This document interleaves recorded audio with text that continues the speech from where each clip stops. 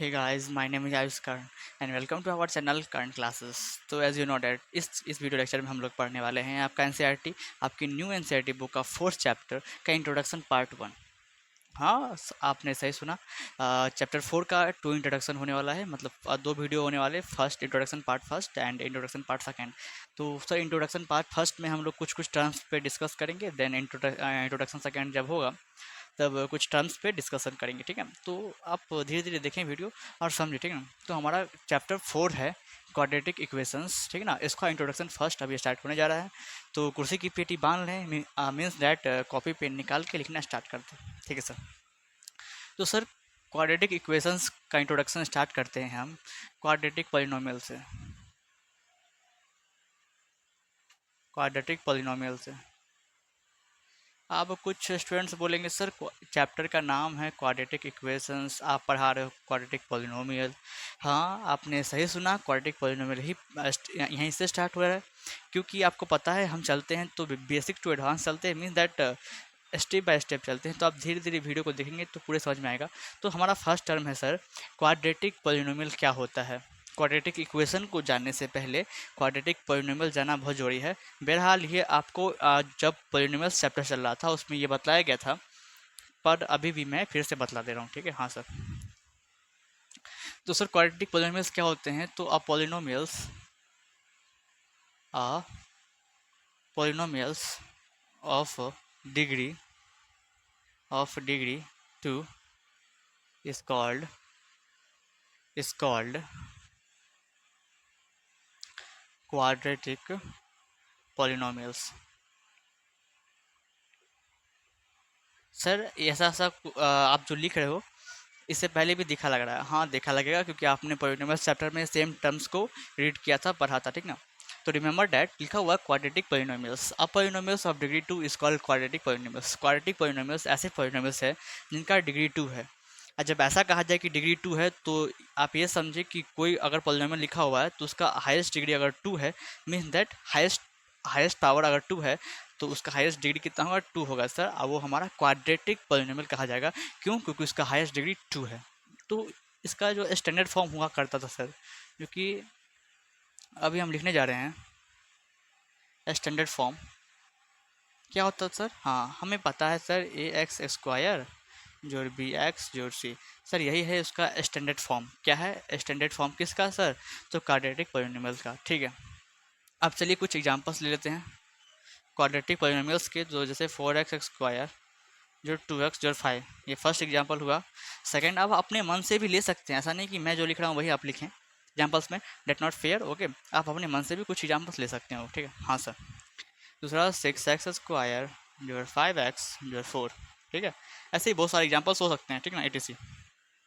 अब मैं मेरा ऐसा मानना है कि यहाँ तक समझ में आ गया होगा, या बहुत सारे स्टूडेंट्स को ये पहले से पता होगा। तो आप क्योंकि यहाँ तक समझने के बाद आप क्वाड्रेटिक पॉलिनोमियल समझ चुके हैं सर क्या होता है। अगर आप एक क्वाड्रेटिक पॉलिनोमियल्स को लिखते हैं, यही वाला को उठा के लिखते हैं यहाँ पे, यदि आप एक क्वाड्रेटिक पॉलिनोमियल्स को लिखते हैं और इसको जीरो से इक्वेट करा देते हैं, मीन्स दैट उसको इक्वल्स टू जीरो कर देते हो, तो ये जो हमारे पास जो आगे में टर्म बन के आ रहा है इसको बोल देते हैं क्वाड्रेटिक इक्वेशन। क्वाड्रेटिक इक्वेशन बोलते हैं। आई थिंक बात समझ में आ रही है। आप मालूम चल रहा होगा कि सर आप क्वाड्रेटिक पॉलिनोमियल्स क्यों हम लोगों को यहाँ पे बताएं, ठीक है। हाँ सर। तो ये जो आपके पास है वो क्वाड्रेटिक इक्वेशन है। आप सर यहाँ तक तो बतला दिए कि क्वाड्रेटिक इक्वेशन क्या है, एग्जाम्पल्स अभी हम लोग समझ चुके हैं। आप इसका डेफिनेशन भी बतला दीजिए, अगर या में पूछ लिया जाए तो हम लोग लिख लेंगे। Okay, I will tell you the definition of quadratic equations, ठीक है। यहाँ पर लिखते हैं क्वाड्रेटिक इक्वेशंस। यहाँ से इसका डेफिनेशन आप लोग ने स्टार्ट करिएगा, ठीक ना, क्वाड्रेटिक इक्वेशंस का। ओके, आई थिंक बात समझ में आ रही है। और इक्वेशन, एन इक्वेशन, ठीक है, an equation in the form of in the form of a x square जोड़ बी एक्स जोड़ c equals to zero, where where a, b, c are real numbers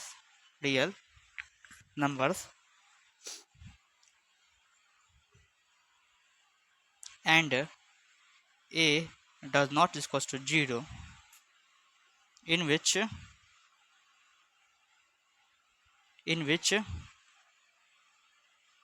the highest power of the variable is 2। हाँ sir, तो ये रहा हमारे सामने quadratic equations का definition जो कि मैंने तैयार किया है आपके लिए। तो सर क्वाड्रेटिक इक्वेशन है क्या, अगर एग्जाम में पूछ लिया जाए तो ऐसे लिखेंगे, an equation in the form of x square plus b x plus c is equal to 0 where a b c are real numbers and a does not equal to 0। पहले तो यहाँ तक समझते हैं, ठीक है, पहले तो यहाँ तक समझते हैं, ठीक है। हाँ सर, एक ऐसा इक्वेशन जो कि ये फॉर्म का हो, देख रहे हो फॉर्म, यही फॉर्म का है ये।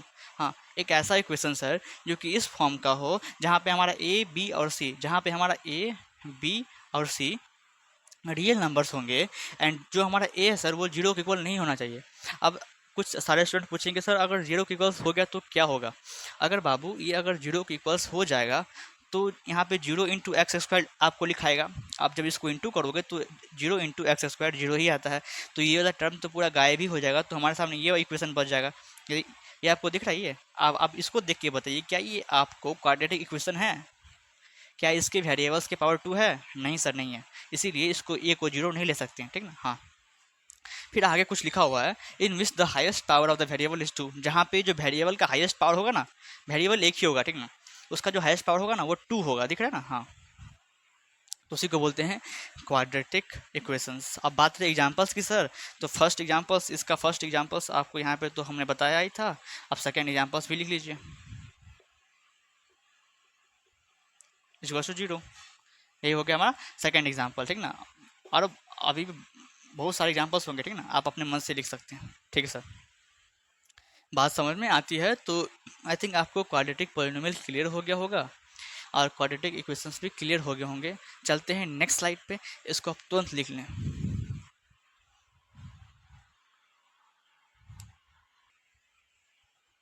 अब हम लोग पढ़ने वाले हैं, अभी तक आपने समझा है क्वाड्रेटिक पॉलिनोमियल्स क्या होता है और क्वाड्रेटिक इक्वेशंस क्या होता है। अब हम लोग ये सीखेंगे how how to know whether how to know whether an equation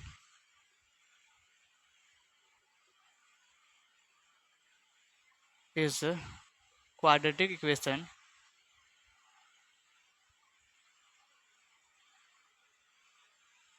or not। हम लोग सर अब ये सीखेंगे, हम लोग ये जानेंगे कि कैसे कोई भी इक्वेशन अगर हमारे सामने लिख रखा हो, दे रखा हो, तो उसको कैसे पहचानेंगे कि ये क्वाड्रेटिक इक्वेशन है या नहीं। तो एक एग्जांपल्स के हेल्प से हम लोग ये समझेंगे, ठीक है। तो सर एक एग्जांपल लेते हैं, चलिए, ठीक है, दिख रहा है, हाँ सर दिख रहा है। सर ये रहा हमारे पास एग्जांपल्स, ठीक ना, अब इसको हम लोग समझते हैं, ठीक है सर। ये इस एग्जांपल्स के हेल्प से हम लोग समझेंगे। अब एक बात और, आपको ये पता ही था, इससे पिछले भी इससे पहले जो आपका स्लाइड था उसमें मैंने बताया था कि क्वाड्रेटिक इक्वेशंस की स्टैंडर्ड फॉर्म क्या होती है। अगर नहीं बताया था तो अभी देख लीजिए, इसका जो स्टैंडर्ड फॉर्म है आपको वो ए एक्स स्क्वायर जोड़ बी एक्स जोड़ सी इज इक्वल टू 0 है, ठीक है सर। तो अगर हमारे पास कोई भी इक्वेशन दे रखा होगा, उसको ये बोलेगा कि चेक करो क्या ये क्वाड्रेटिक इक्वेशन है या नहीं, तो हम लोग उसको फर्दर सॉल्व करेंगे। अगर सॉल्व होने वाला होगा, वो तो फिक्स है कि सॉल्व होने वाला होगा, तभी दे रखा है, वो सॉल्व होने वाला होगा। अगर सॉल्व करके आप अंतिम तक पहुंचते हो तब चेक करो क्या वो इस फॉर्म का है, क्या वो इस स्टैंडर्ड फॉर्म का है। अभी और कुछ पॉसिबल फॉर्म्स होते हैं जो मैं आपको बाद में बतलाने वाला हूँ, उससे पहले आप ये देख लें। तो इसको अगर सर हम लोग सॉल्व करेंगे तो ए प्लस बी का होल स्क्वायर आपको लग रहा है यहाँ पे, जो कि एक्स प्लस 1 का होल स्क्वायर है। ये फार्मूला आपको मालूम होगा ना, ए प्लस बी का होल स्क्वायर जो कि होता है सर ए स्क्वायर जोड़ बी स्क्वायर जोड़ 2ab। इसी पे इसको तोड़ना है, इसी पे इसको तोड़ना है, ठीक है सर। तो ए स्क्वायर मतलब कि एक्स स्क्वायर जोड़ बी स्क्वायर मतलब 1 का स्क्वायर जो 2 इंटू ए क्या है एक्स ही है यहाँ पे, और सर बी क्या है 1 है यहाँ पे, ठीक है। तो इसको हम लोगों ने ब्रेक कर लिया, इज इक्वल्स टू अब यहाँ इंटू करेंगे 2 into x, 2x plus minus minus और 3 × 2 6। ओके, आई थिंक बात समझ में आ रही है। हाँ, एक्स स्क्वायर हो जाएगा यहाँ पे, +1 का स्क्वायर 1 होता है, +2x हो जाएगा यहाँ पे, is equals to 2x - 6। Okay okay okay. अब एक्स स्क्वायर को यहीं यहीं आप रहने दें, +1 को रहने दें, यहाँ पे -6 है सर, अगर यहाँ आएगा तो प्लस का 6 हो जाएगा, या +2x का +2x ही रहेगा, या प्लस का 2x से इस आएगा तो माइनस का 2x हो जाएगा, बिना किसी नुकसान के 0। ठीक है। हाँ सर, आप क्या करेंगे, आप देखिए जो कटने वाला उसको काटिए, जो जो आपको जोड़ने वाला उसको जोड़िए, तो प्लस का 2x माइनस का 2x कैंसिल कर देगा एक दूसरे को, और यहाँ पे एक्स स्क्वायर +617 हो जाएगा इक्वल्स टू 0। आप ये जो फॉर्म है उसको देख के बताइए, क्या ये स्टैंडर्ड फॉर्म में लिखा हुआ है? क्या ये स्टैंडर्ड फॉर्म में लिखा हुआ है? क्या ये क्वाड्रेटिक इक्वेशन है? इसको आप ऐसे ना लिख के, अगर हम इसको ऐसे लिखें, इसको हम ऐसे ना लिखे, अगर ऐसे लिख देंगे तो कोई कुछ बोलेगा क्या? x² + 0x + 7 = 0, क्योंकि 0 से चाहे कोई कांस्टेंट इंटू हो, चाहे वेरिएबल इंटू हो, 0 ही आएगा, तो इससे कुछ फर्क नहीं पड़ने वाला अगर इसमें हम 0x जोड़ दे तो। हाँ सर, इसको ऐसे लिख सकते हैं, ठीक ना। अब ये बताइए, क्या ये स्टैंडर्ड फॉर्म है? देख रहे हैं यहाँ पे एक्स का कोफिशिएंट कुछ नहीं तो 1 होगा, क्योंकि यहाँ पे एक्स स्क्वायर जैसे कि मैंने आपको बोला था।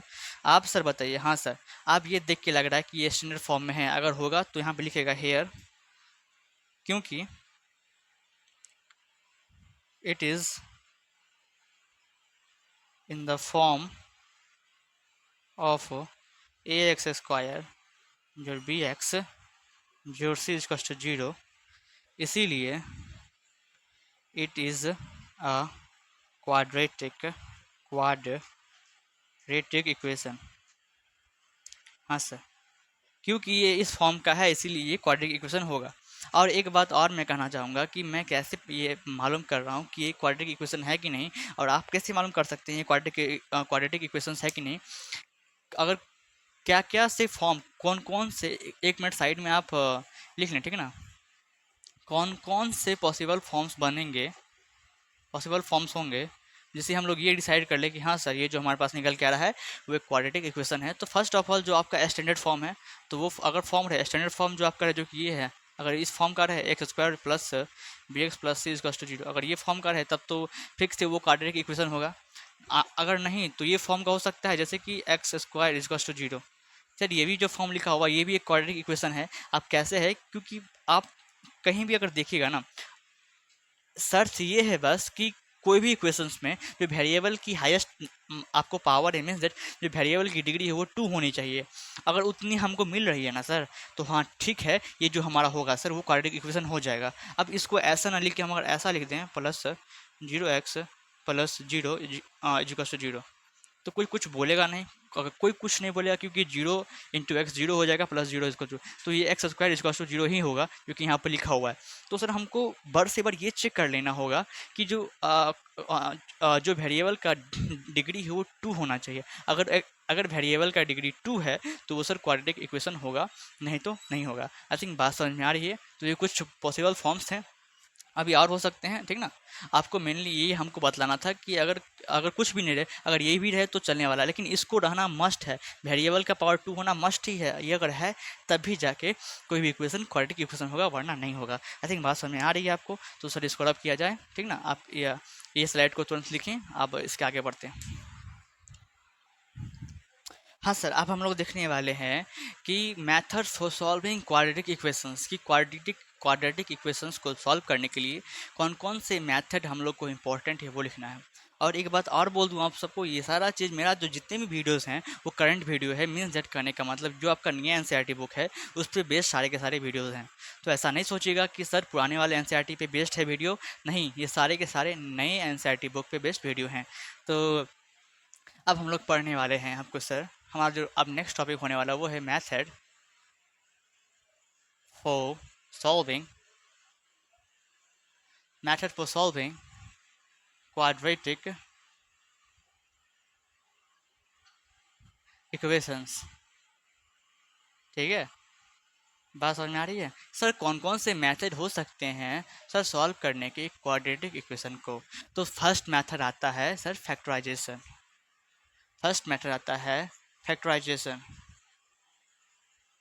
क्या आता है सर? फैक्टराइजेशन आता है। सर सेकेंड मेथड आता है क्वाड्रेटिक क्वाड्रेटिक फार्मूला। फार्मूला क्या बोले सर? क्वाड्रेटिक फार्मूला, हाँ आपने सही सुना। क्वाड्रेटिक फार्मूला जिसको बोलते हैं, जिसको ये भी बोलते हैं स्थिर धाराचार्य रूल। श्री धाराचार्य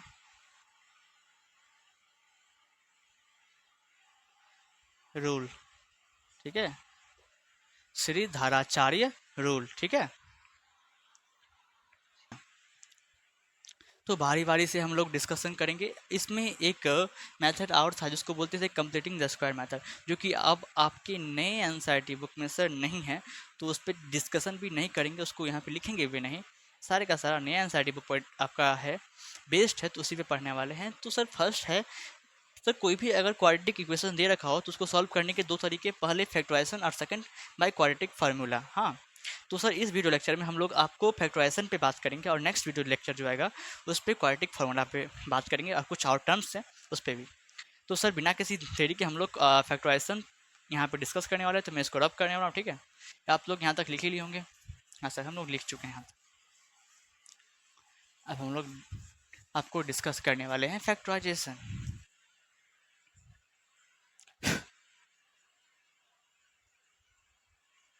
फैक्टराइजेशन मेथड, इसको कैसे इम्प्लीमेंट करना है सर, आपको क्लास 9th में बतलाया गया था। एक दो एग्जाम्पल्स करेंगे तो अपने आप ही समझ में आ जाएगा। सर जो हमारा फर्स्ट एग्जाम्पल वो ये है कि 2x square plus x minus 6 is equal to 0। जी हाँ सर, जो हमारा फर्स्ट एग्जाम्पल है वो यही है। तो सर इसको सॉल्व करना है बाय फैक्टराइजेशन। तो आपको ये पता होगा, इसका नाम तो आपने सुना ही होगा, middle term split. Middle term split अगर नहीं सुना हो तो बेवकूफ़ हो, 9th क्लास में जाओ, वहाँ से उठाओ, वहाँ से देखो। अब ऐसे जैसे पिछले वाले वीडियोस में भी कहीं पे बतलाया गया है कि हम बतलाए हैं कि मिडिल टर्म स्प्लिट क्या है। आप वहाँ से जाके देख सकते हो, या अपने सर्च जहाँ पढ़ते हो वहाँ पूछ सकते हो, वैसे यहाँ बतलाया जाएगा। तो सर उसी पे हम लोग आपको सॉल्व करने वाले हैं। बहुत सारे क्वेश्चन इसी पे सॉल्व हो जाएंगे, मिडिल टर्म स्प्लिट पे, ठीक है। अब कुछ क्वेश्चन होंगे जिसमें आपको कॉमन लेना पड़ेगा। तो सर कुछ देखते हैं सर फैक्टराइजेशन कैसे होगा। तो सर जैसे आपको दिख रहा है यहाँ पे 3 टर्म्स हैं, तो इसमें क्या करते हैं हम लोग सर, जो आपका मिडिल टर्म है उसको स्प्लिट करते हैं। अब उसको स्प्लिट कैसे करते हैं, तो एक इसको पार्ट देंगे और एक पार्ट इसको दे देंगे। इसके लिए क्या करते हैं, जो भी हमारा एक्स स्क्वायर कॉफिशिएंट है, ये सर आपका रफ वर्क है, इसलिए साइड में लिख रहा हूँ। एक सेकेंड मार्कर चेंज कर लूँ, क्योंकि सर आपका ये जो है रफ वर्क होगा, इसलिए उसको साइड में करेंगे हम लोग। आपका जो एक्स स्क्वायर का कॉफिशिएंट है उसको लिखेंगे, इंटू करना है अंतिम वाले कांस्टेंट पार्ट के साथ, जो कि सर -6 है। सर साइन भी बहुत इंपॉर्टेंट है, इसको इंटू करेगा तो -12 आएगा। अब सर आप ऐसा दो नंबर ढूंढिए, ऐसा दो नंबर ढूंढिए जिसको गुना करने पे, जिसको आप इंटू करने पे आपको -12 आवे, और प्लस माइनस करने पे +1 आवे। सर +1 कैसे, यहाँ तो प्लस एक्स लिखा हुआ है। अरे मूर्ख, एक्स का कॉफिशिएंट क्या है, कुछ नहीं है, तो 1 ना होता है, इसीलिए बोले हैं। ऐसा दो डिजिट ढूंढिए जिसको इंटू करने पे -12 आवे और प्लस माइनस करने पे 1 आवे, ठीक है सर। तो वो कैसे ढूंढेंगे, आप 12 का जो आपको नंबर निकल कर रहा है उसका आप फैक्टर निकाल सकते हो। आ, तो 2 से नहीं नहीं, उसका एलसीएम निकालो, ठीक है। जो भी नंबर निकल गया उसका एलसीएम निकालो। 12 को सर 2 6 जा, 2 3 जा, 3 1 जा। सर 2 3 की बात ही आ रही है बार बार, सॉरी सर, ये गलती मेरी ही है। अब क्या करो, 12 का ना सर फैक्टर निकालो। सर 12 से कौन कौन से ऐसे आपको डिजिट हैं जो कि 12 जो कि आपको उस वो डिजिट मतलब कि 1 से लेकर 10 तक में कौन कौन से ऐसे नंबर हैं उनकी टेबल में 12 आता है, वही होता है फैक्टर्स। तो 12 आपको 1 से कटेगा, 2 से, 3 से, 4 से, 6 से या 12 से। तो यही सारे आपके पास नंबर से जिनमें से आपको किसी दो नंबर का यूज करके इंटू करके -12 लाना है और प्लस माइनस करके +1 लाना है। तो सर हम अगर 4 3 लेंगे तो काम बन जाएगा, मतलब कि -4 गुने जोड़ का 3 लेंगे, तो सर इंटू करेंगे तो 4 या 12 और साइन माइनस का आ जाएगा, ठीक है सर। अगर हम सर -3 और मतलब कि सॉरी -4 और +3 इसको अगर सॉल्व करेंगे तो सर माइनस का 1 आ जाएगा। लेकिन हमको चाहिए प्लस का 1, देख लो हमको चाहिए प्लस का 1, यहाँ पे माइनस आ रहा है, लेकिन ऐसा नहीं चलेगा। तो क्या करेंगे, जो यहाँ पे हमको आ जाएगा प्लस, तो इसको अगर हम लेते प्लस और इसको लेते माइनस, तब हमको +1 आता। तो यहाँ भी हमको प्लस लेना पड़ेगा और यहाँ हमको आपको लेना पड़ेगा माइनस।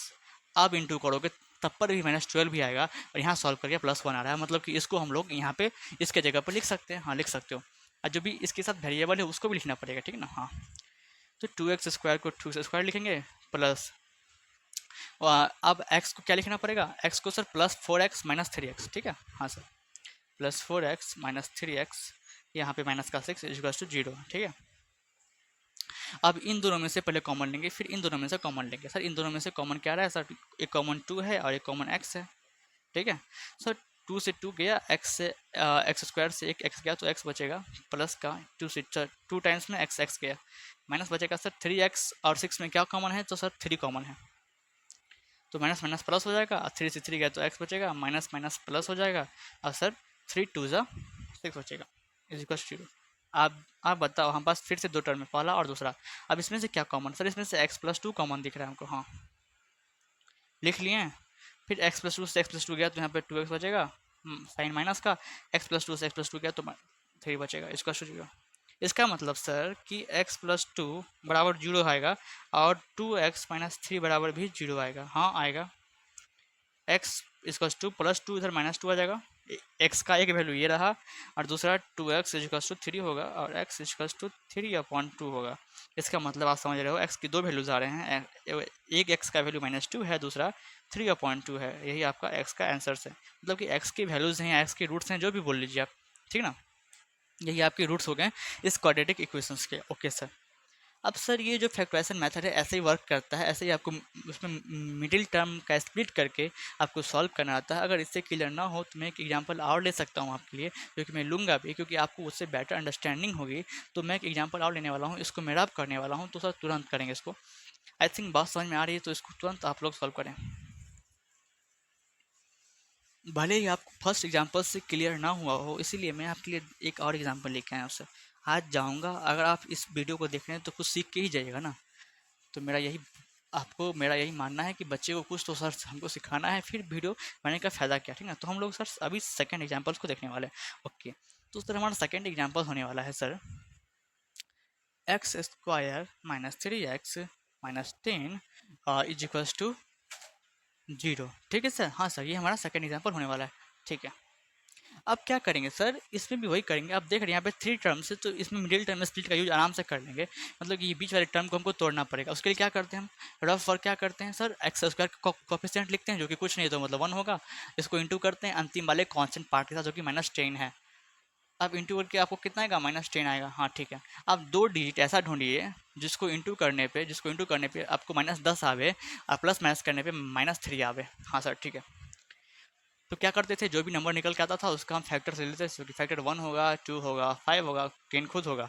मतलब कि यही सारे नंबर्स का आप यूज करके आप दो नंबर्स को निकाल लेंगे और इंटू करने पे सर -10 आएगा और प्लस माइनस करने पे आपको -3 आएगा। तो आई थिंक अगर आप -5 को इंटू करते हो +2 के साथ तो आपको -10 मिलेगा, हाँ मिलेगा।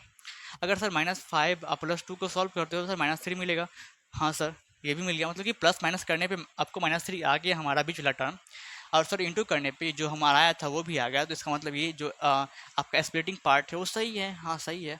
तो क्या करते थे हम लोग, x² का x लिखते थे, -3x को इसमें डिवाइड कर देंगे -5 में या +2 में, मतलब कि -5x, क्योंकि x लगा हुआ इसमें भी x लगाना पड़ेगा, प्लस का 2x माइनस 10 इज इक्वल 0। हाँ सर, अब इन दोनों में से कॉमन लेंगे first of all, and then second इसमें से कॉमन लेंगे। हाँ ठीक, इसमें से कॉमन हमको x दिख रहा है, तो x से x गया, यहाँ पे x बचेगा, -5 x से x गया तो यहाँ 5 बचेगा। ओके, प्लस का प्लस, सर 2x और 10 में क्या कॉमन है, तो सर 2 कॉमन है, तो प्लस प्लस प्लस 2 से 2 गया तो x बचेगा, sir plus minus minus, sir 2 5 या 10 होता है। हाँ जी, आप जैसा कि देख रहे हैं सर, हाँ बस दो टर्म फिर से निकल के आता है, क्योंकि मिडिल टर्म स्प्लिट ऐसा ही बनता है, दो दो बार कॉमन लेना पड़ता है। आप यहाँ कॉमन लेंगे सर, हमको x-5 कॉमन दिख रहा है, हमको भी वही दिख रहा है। इससे ये गया, x बचा, x-5 से x-5 गया तो प्लस का 2 बचा। ओके, आप जो देख रहे हैं, अब इतना इंटू इनता इसको 0, मतलब कि x की जो ये वैल्यू इस पे 0 हो जाएगा, x इतना 0, और सर x+2 यहाँ भी 0, मतलब सर x दो जगह 0 हो रहा है, एक तो यहाँ पे और एक यहाँ पे। इसको सॉल्व करोगे तो x 5 आएगा फर्स्ट वैल्यू, इसको सॉल्व करोगे तो x -2 आएगा। तो जैसा कि आपको पता है यहाँ पे x 5 कॉमा -2 आ रहा है, यही सर हमारे x के रूट्स हैं। आप सर रूट्स कहिए, सोल्यूशन कहिए, आप जीरोस कहिए, आंसर्स कहिए, सारे के सारे सेम है, इससे पिछले वाली वीडियोस में भी बताया गया है। तो आई थिंक आपको बात समझ में आ रही है कि ये आपके सामने फैक्टराइजेशन मेथड क्लियर हो चुका है। कैसे कॉमन लेना है, कैसे मिडिल टर्म को स्प्लिट करना है, सारा चीज़ समझ गए। तो आई थिंक ये लेक्चर यहीं पे ख़त्म करते हैं, और नेक्स्ट वीडियो लेक्चर हम लोग पढ़ने वाले हैं हमारा second method for solving a quadratic equation, जो कि है क्वाड्रेटिक फार्मूला, श्रीधराचार्य रूल। और कुछ नेचर्स ऑफ फूड भी हैं, मतलब कुछ और टर्म्स हैं, अभी मैं नहीं बतलाऊंगा, नेक्स्ट वीडियो में बतलाऊंगा। तो इसी के साथ आप लोग नोट्स बनाते रहें और क्वेश्चन सॉल्व करते रहें। तो take care and bye bye.